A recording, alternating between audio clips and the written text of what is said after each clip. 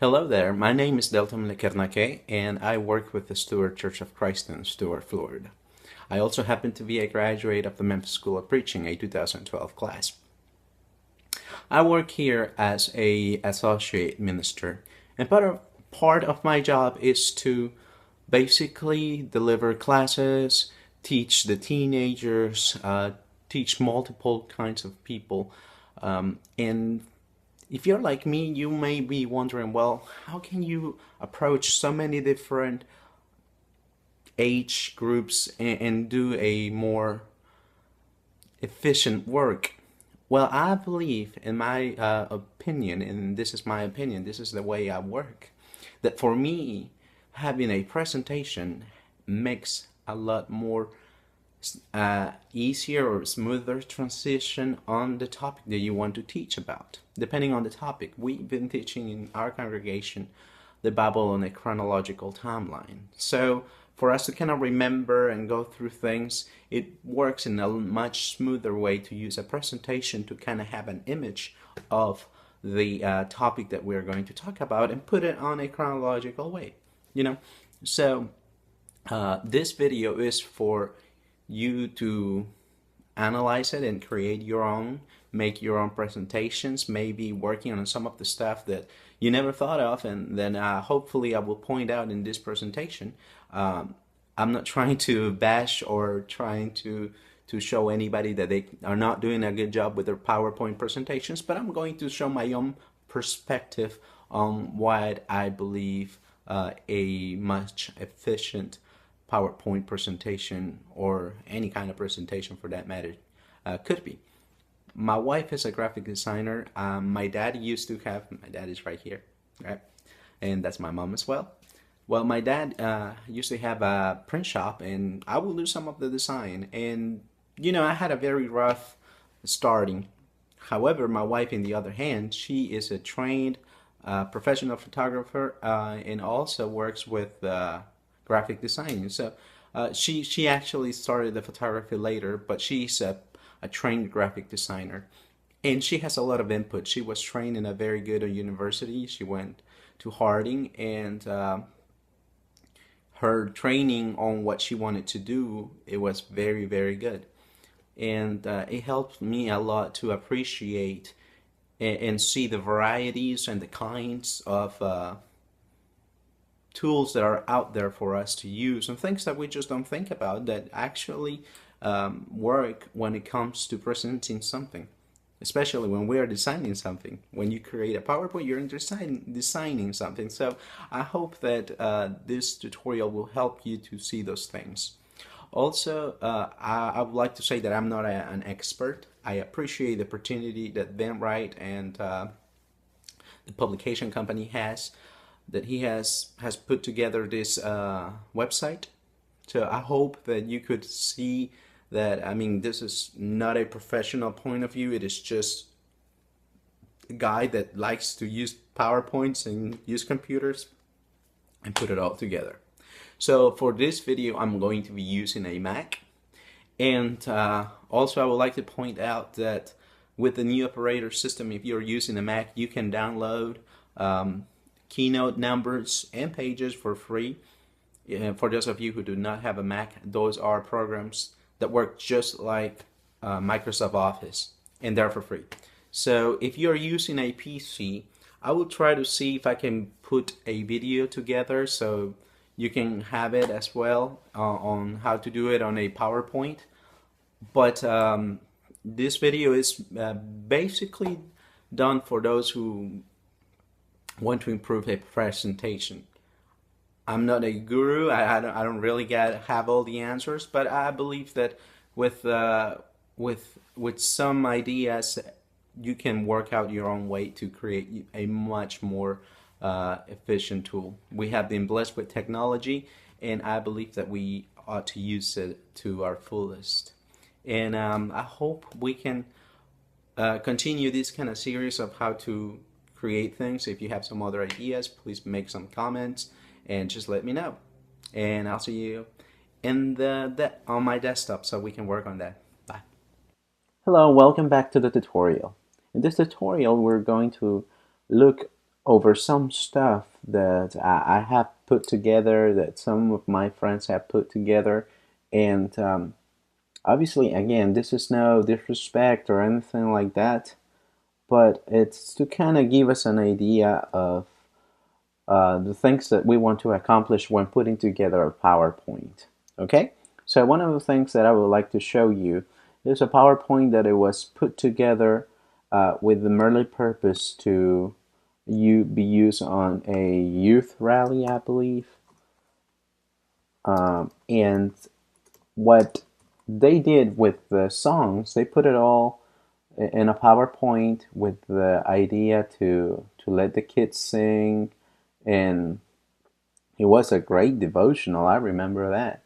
But I personally had a hard time seeing some of the things that they want to sing. We'll review the other one.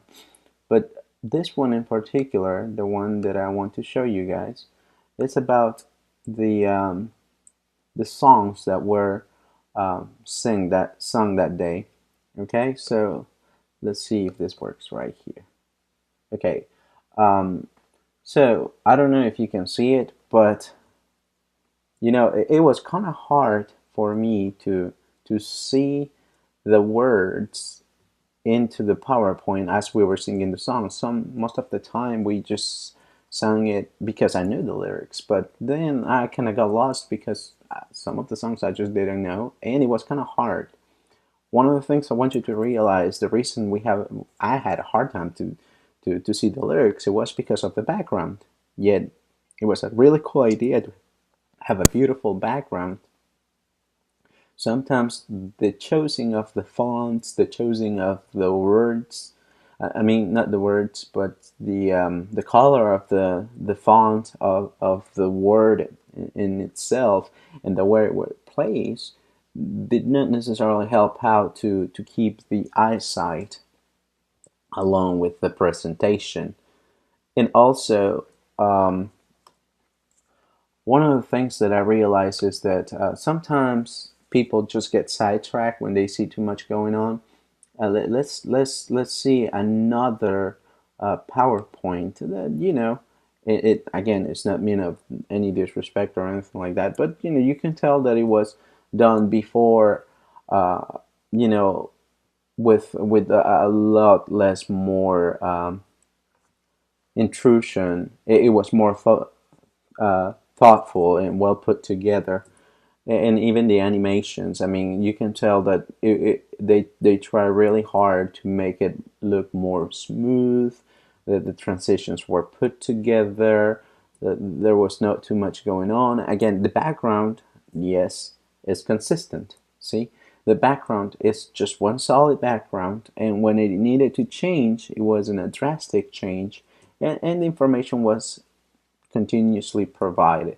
So the I want to show some of the things that I've done, and I mean, I know that I always do a great job with PowerPoints, but I hope that in my case you could see what I worked on, because I didn't know any of this up until my wife brought it to my attention. She's my best critic when it comes to improving some stuff here and there because of the training she has, and I think also because she's a woman, so she understands things in a lot better way. But it comes down to what you are trying to accomplish with your presentation. And sometimes when you have a lot of things going on in your presentation, you cannot get that message across. I'm going to show you a couple of my works.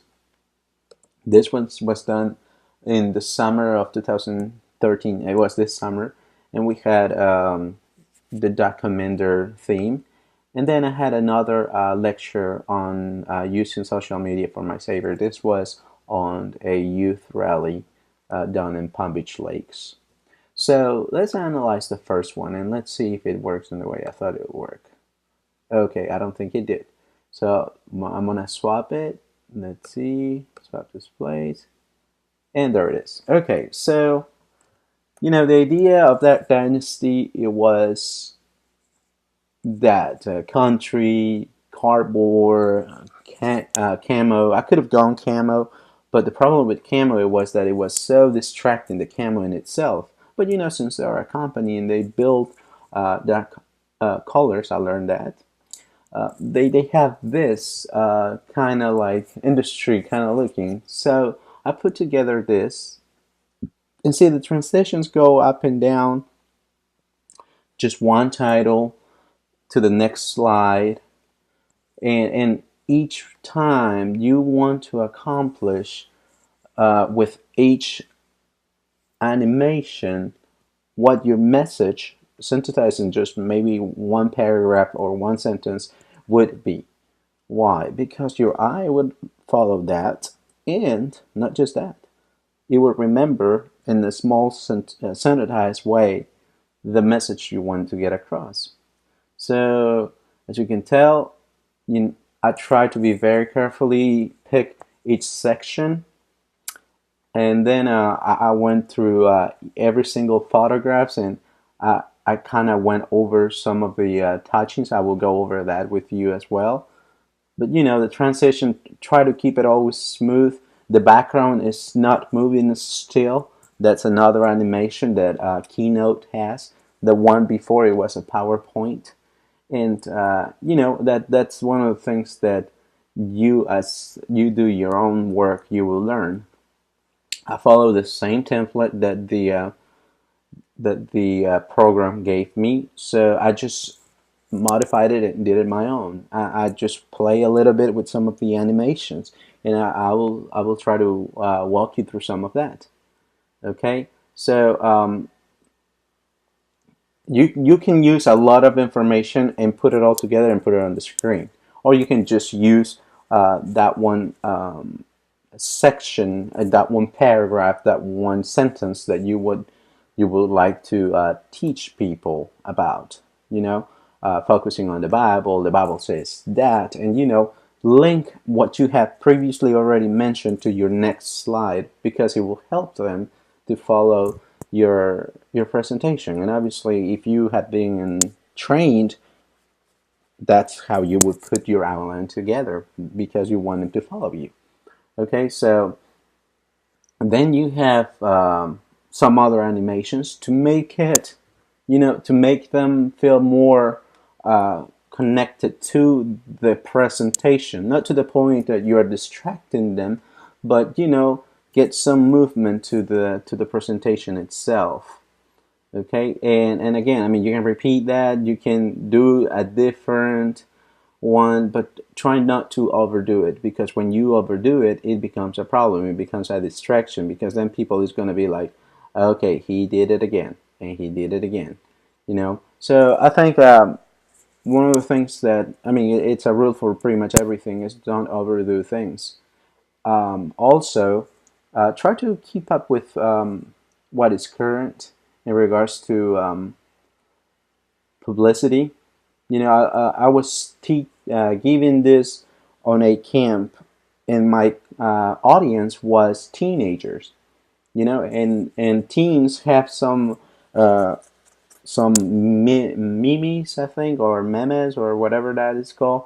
Some just one sentence fact and where they bold some letters and make them bigger. And I try to use that concept to basically put the word of God for them to understand, and in the way they read things currently.